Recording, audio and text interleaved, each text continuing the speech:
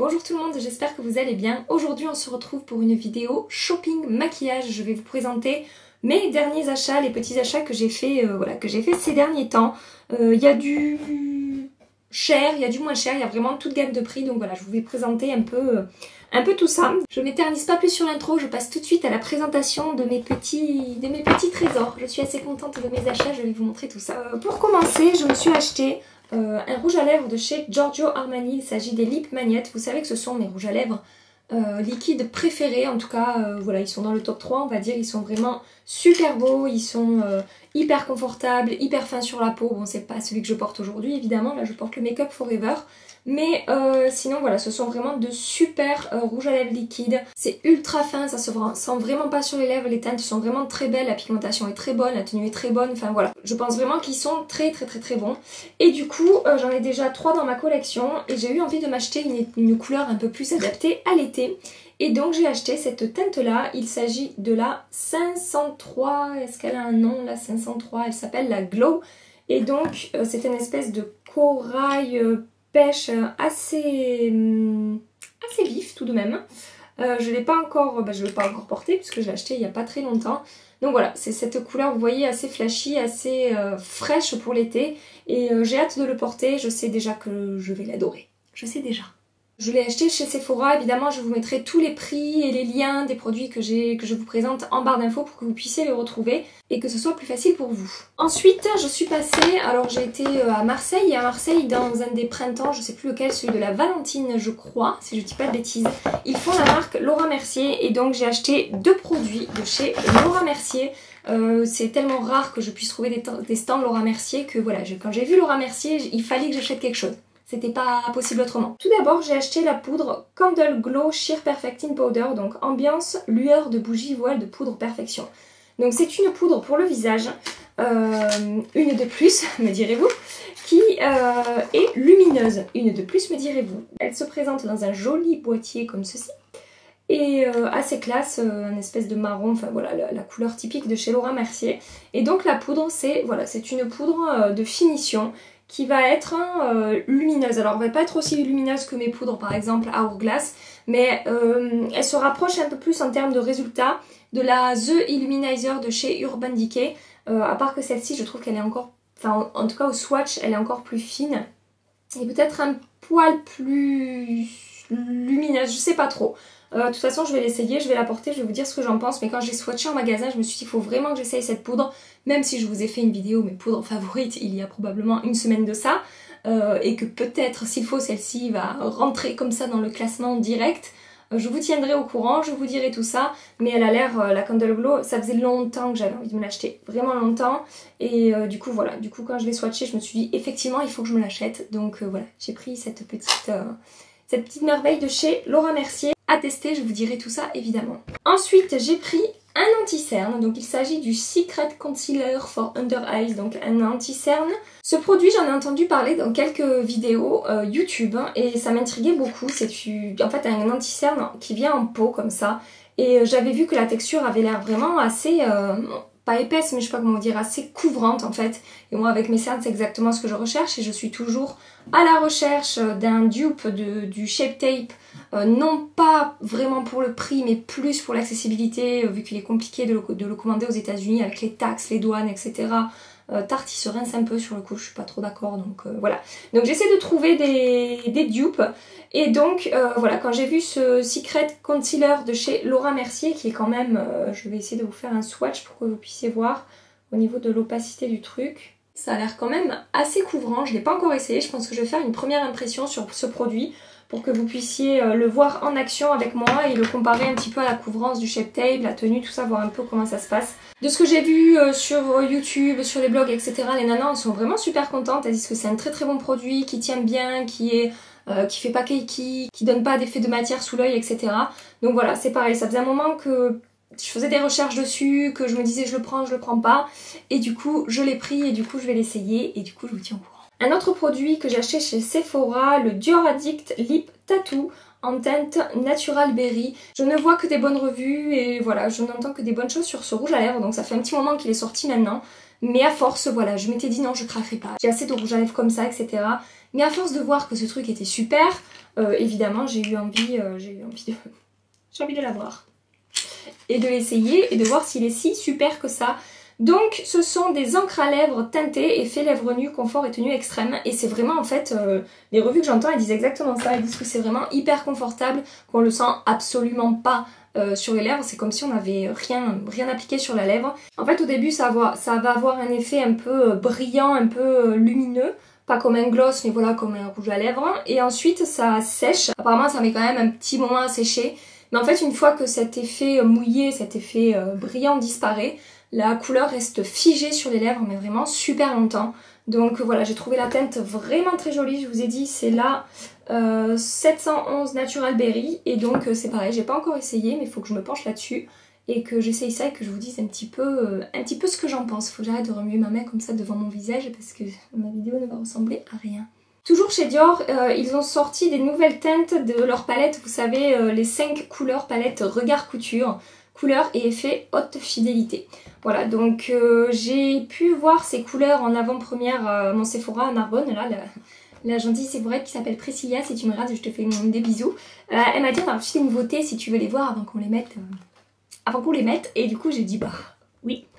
Et du coup, ben, j'ai craqué là-dessus. Donc ce sont, je vous dis, leur fameuse petite palette. Elle vient dans un petit écrin en velours comme ça. Et les couleurs, je les ai trouvées absolument superbes. Donc ça sera plus pour cet automne. Mais regardez la beauté de ces palettes. C'est vraiment... J'en ai d'autres, des petites palettes comme ça de chez Dior. Et souvent, j'emporte ces palettes en voyage. Elles sont toutes petites. Il y a souvent le combo parfait pour faire creux de paupières, couleur de transition, coin externe, coin interne, etc. Et donc je les trouve toujours super bien faites. Les fards sont de super qualité, ils sont veloutés, ils sont doux, ils sont agréables, ils sont pigmentés, ils s'estompent bien, etc. Il y a toujours les deux petits pinceaux pourris qui viennent là, dont on ne se sert probablement jamais. Mais voilà, je l'ai trouvé vraiment super jolie. J'ai hâte de l'utiliser, j'ai hâte de m'amuser un petit peu avec parce que les couleurs sont vraiment trop mémées. Le reste du maquillage que j'ai à vous présenter est du maquillage petit prix. À Marseille, je suis également passée chez Kiko. J'ai pas de Kiko près de chez moi, le plus près il est à Béziers et je vais pas souvent à Béziers, donc là je suis passée devant un Kiko à Marseille. Je me suis dit je vais aller voir un petit peu s'ils ont des nouveautés, s'ils ont des trucs sympas. Je suis assez mitigée sur Kiko, j'ai eu des jolis produits, j'ai eu des produits catastrophiques qui n'ont pas du tout fonctionné sur moi. Donc voilà, j'y vais toujours un petit peu à tâtons parce que je sais pas trop ce que ça va donner. Mais quand j'ai swatché ces deux nouveautés là, nouveautés je suppose parce que c'était dans les stands qui mettent au devant du magasin, en général c'est là où ils mettent les nouveautés, si je dis pas de bêtises. Voilà, j'ai swatché ces trucs là et je les ai trouvés vraiment super jolis, que ce soit la texture, les couleurs, etc. Donc tout d'abord il y a un bronzer, donc c'est le Fall 2.0 Duo Bronzer. Le boîtier il est mimi mais bon c'est pas trop mon style hein. Je trouve qu'il fait un peu bling bling mais bon c'est pas grave, on s'en fout, ce qui compte c'est le produit qu'il y a dedans. Et donc voilà le bronzer, en fait là vous avez un bronzer et là vous avez un highlighter.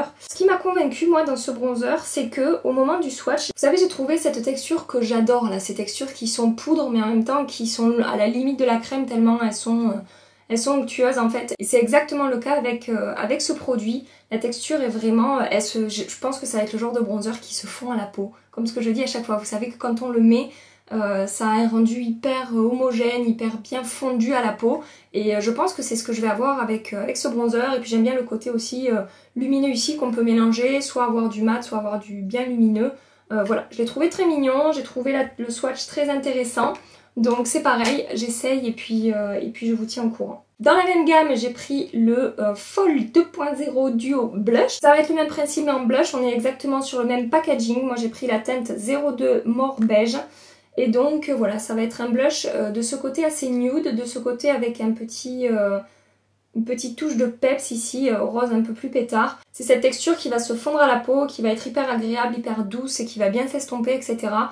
Je l'ai pas encore essayé, je peux pas vous dire. C'est un joli rose, voilà, assez discret mais assez frais, qui va venir un peu rehausser le teint. Et voilà, je l'ai trouvé très mignon, que ce soit la texture ou la couleur. Donc je l'ai pris, ce ne sont pas des produits qui coûtent une blinde, donc c'est vraiment sympa à voir ce que ça donne. Et enfin j'ai passé une commande chez Colors and Makeup. J'ai acheté quelques produits de chez Milani et un nouveau fond de teint. Tout d'abord chez Milani je me suis pris leurs nouveaux petits highlighters. Ils s'appellent les Strobe Light, donc je l'ai en teinte Moon Glow et je l'ai en teinte Afterglow. Donc ça se ressemble un petit peu. J'ai pensé que les deux teintes que j'ai choisies seraient un petit peu différentes. Non mais ça je sais pas, c'est ma malédiction en fait, à chaque fois je me fais avoir. Donc là vous avez le 01, donc c'est la teinte Afterglow. Je vais évidemment vous faire un petit swatch. Donc vous voyez c'est ici, c'est assez lumineux, la texture a l'air pas mal. C'est pas la texture la plus onctueuse que j'ai jamais vue, mais j'ai entendu tellement de bonnes revues sur ces produits que j'ai absolument eu envie de les essayer. Ce sont des highlighters, le packaging est vraiment très joli, je trouve que l'effet coquillage là qu'ils ont donné à la poudre c'est très sympa. Et voilà, j'ai hâte de les essayer pour voir ce que ça donne sur mon visage. Ils ont l'air vraiment sympas. Il n'y a pas de chute, ça fait pas effet poudreux, ça swatche vraiment très bien, donc voilà, je vais essayer ça.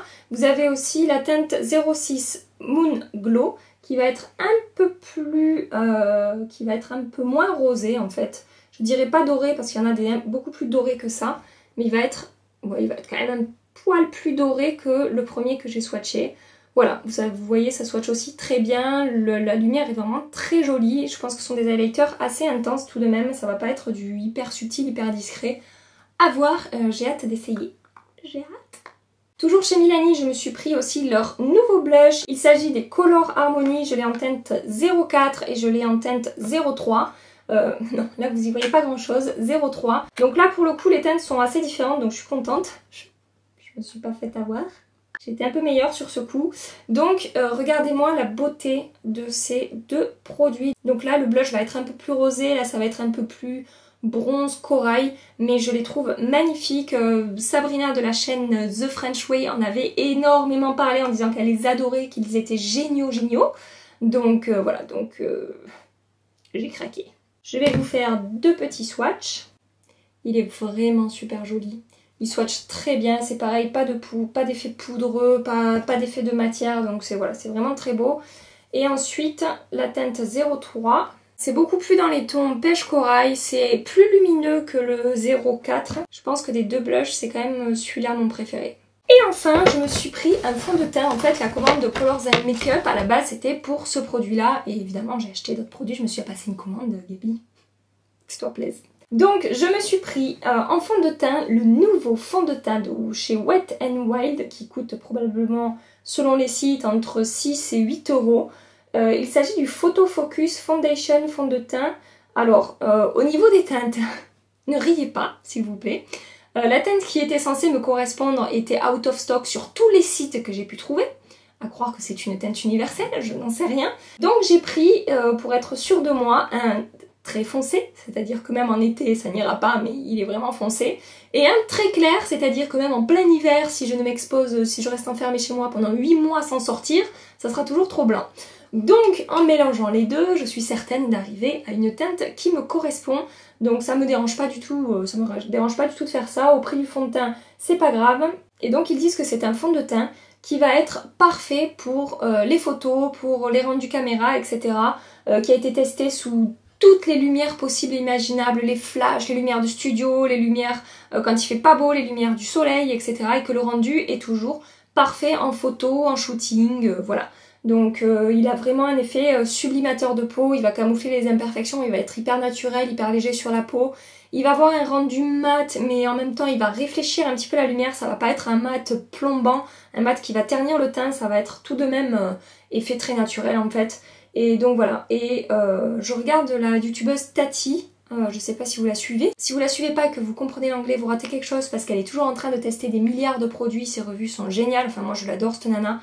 Et donc elle a parlé de ce fond de teint et elle l'a adoré, elle l'utilise très souvent. Elle a la peau mixte à grasse je crois, donc voilà. Donc j'ai vraiment eu envie d'essayer, évidemment que je vais vous faire une première impression dessus. Vous vous en doutiez, hein. Dans ma prochaine vidéo, je testerai ce fond de teint, je vous dirai ce que j'en pense, mais c'est pareil, je n'ai pas vu de mauvaises revues sur ce fond de teint. Les youtubeuses que je suis, américaines, que ce soit Kathleen Light, Tati, je ne sais qui encore, l'ont testé, l'ont approuvé, l'ont validé, l'adorent, l'utilisent très souvent, ils sont dans les favoris, etc.